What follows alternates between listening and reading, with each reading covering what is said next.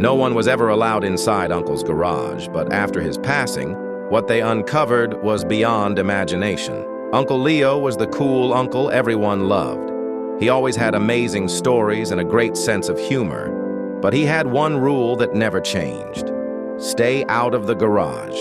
As the years rolled by, Leo's behavior changed.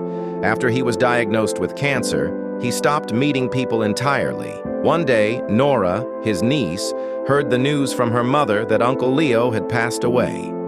Several years later, Nora biked past the old house. She noticed the garage was still locked tight.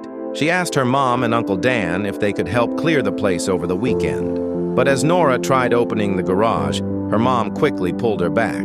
"He told us never to go in there," her mom, Rachel, warned.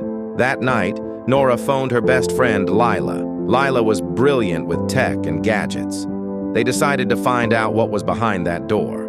The next evening, they snuck back to the house carrying a few tools. Carefully, they picked the lock. The garage door opened slowly with a loud creak. What they found inside left them stunned. Nora and Lila stood frozen, taking in the scene. The place was quiet, dusty, and filled with forgotten items. Boxes were piled high in corners, and old tools hung on the walls. But something on the far wall caught their attention. It was covered in maps, photographs, and notes pinned with tacks. Red string crisscrossed between names, cities, and events. It looked exactly like a scene from a crime thriller. They stepped closer, eyes scanning the wall. Some pages had classified stamped on them. Others were yellowed news clippings about unsolved crimes. Faces stared back at them from photos. Some had names, others just question marks.